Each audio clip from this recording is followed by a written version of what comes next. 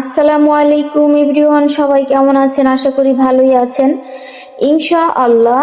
আজকে আমরা 20 নম্বর পেজ থেকে পড়া শিখব এবং পড়ব। আউযু বিল্লাহি মিনাশ শাইতানির রাজীম। বিসমিল্লাহির রাহমানির রাহিম। নুহিহা মাশাআল্লাহু। এখানে শিনের উপরে 4 আলিফ টান আছে। এটার নাম হয়েছে মধ্যে মুত্তাসিল, যেটাকে বলে 4 আলিফ টান। উপরে যদি এরকমের মোটা চিহ্ন থাকে আর বামে যদি হামজা থাকে তাহলে আপনারা 4 আলিফ টেনে পড়বেন। এটার নামই 4 আলিফ টানের একটা চিহ্ন। তাহলে মাশাআল্লাহু, এখানে ঠিক একই নিয়ম। হরফের উপরে, মাদের হরফের উপরে মোটা চিহ্ন আছে, বামে হামজা আছে। আপনারা এরকমের মোটা চিহ্ন দেখলেই যেই হরফের উপরে মোটা চিহ্ন থাকবে ওই হরফটার মানে 4 আলিফের চিহ্ন, তো 4 আলিফ টেনে পড়বেন। জাআ উলাইকা সুআল হিসাব। নুহিহা মাশাআল্লাহু জাআ উলাইকা সুআল হিসাব।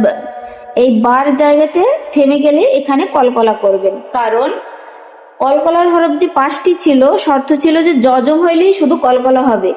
আর একটা শর্ত আছে, অক্ষর অবস্থায় যদি ওই 5টি হরফের যে কোনো একটি হরফ থাকে, যদিও জজম সাকিন না থাকে তারপরেও কি কলকলা হবে। যেমন হিসাব, ধাক্কা হবে। বিমা উনজিলা, বিমাতে কি আছে? এখানে চিকুন চিহ্ন আছে মাদের হরফের উপরে। চিকুন চিহ্ন মানে এই যে এটা থাকলে 3 আলিফ টান দিবেন। চিকুন চিহ্নটা 3 আলিফ, আর এটা তো আমি বুঝাই দিয়েছি, মোটা চিহ্ন থাকলে 4 আলিফ। এখানেও মাদের হরফের উপরে চিকুন চিহ্ন, বামে হামজা থাকলে এটাকে বলে মধ্যে মুনফাসিল। কিন্তু মুনফাসিলের কথা মনে না থাকলে শুধু 3 আলিফ টানের কথা মনে রাখবেন অবশ্যই, যে এখানে আমার 3 আলিফ টেনে পড়তে হবে যেহেতু চিকুন চিহ্ন আছে। তাহলে এখানে আছে আবার ইকফার গুন্না, নুন সাকিনের পরে ঝা আসছে, ইকফার হরফ। বিমা উনজিলা ক্বালু আমান্না। এখানে কফে 1 আলিফ টান দিয়ে লুতে আবার 3 আলিফ টান দিবেন, কারণ এখানেও কি চিকুন চিহ্ন আছে 3 আলিফের। আর এখানে খাড়া জবরে 1 আলিফ টান দিয়ে নুনে অজিব গুন্না আছে, অজিব গুন্না করার পরে আবার 1 আলিফ টান দিবেন। এখানে জবরে বাম পাশে যে খালি আলিফ। আমান্না, ওয়ালাতে আবার 3 আলিফ টান দিবেন। এখানে আবারও কি চিকুন চিহ্ন আসছে। ওয়ালা আনতুম আবিদুনা মা আবুদ, এখানে আবার ইকফার গুন্না করবেন কারণ নুন সাকিনের পরে তা আসছে। এখানে আবার মিমের উপরেও কি আছে? চিকুন চিহ্ন আছে। এখানে মাতে 3 আলিফ টান দিবেন, এখানে এসে কলকলা করবেন। আমি আবারও পড়ে দেখাই দিচ্ছি। ওয়ালা আনতুম আবিদুনা মা আবুদ। এটা হলো সূরা কাফিরুনের একটা অংশ, একটা আয়াত। ইন্নাতে ওয়াজিব গুন্না হবে এবং 3 আলিফ টান হবে, কারণ ওই যে উপরে চিকুন চিহ্ন চলে আসছে। আবার ওয়াজিব গুন্না হবে নুনে তাসদীদ, সেজন্য। এটা সূরা কাল কাউসারের একটা আয়াত। ইন্না আ'তাইনাকাল কাউসার ইলাইনা ইয়াবাহুম। দতে আবার কি 4 আলিফ টান দিবেন। 4 আলিফ টান দেওয়ার পরে এখানে আবার ইকফার গুন্না করবেন। দল্লাম দাব্বাতিন, এখানে থামার যেহেতু অপশন নাই, কিন্তু এখানে যেহেতু আমি থেমে গেছি, আপনারাও যদি থেমে যান অক্ষ ছাড়া তাহলে আবার এখান থেকে ধরবেন। ضالا دابة حاجوك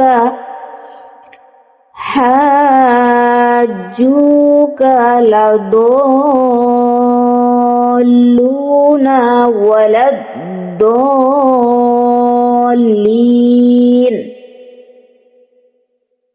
أتحاجني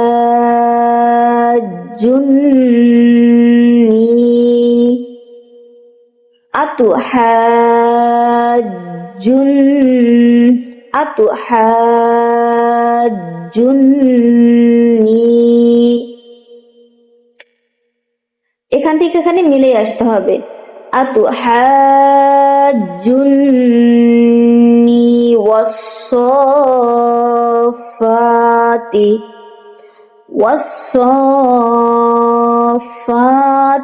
فإذا جاءت الطامة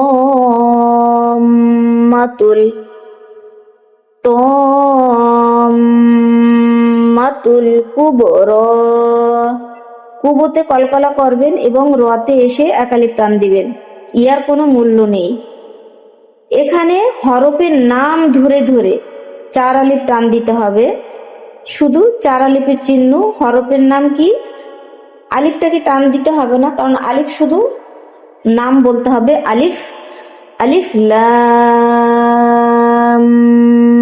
মিম। মিমি গণনা করতে হবে অবশ্য, কারণ মিমের উপরে তাসদিদ আছে, তাই গণনা করার পরে মিমকে টান দিতে হবে।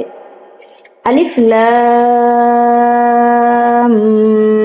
মিম, আলিফ লাম মিম صاد, আলিফ লাম র, আলিফ লাম মিম র,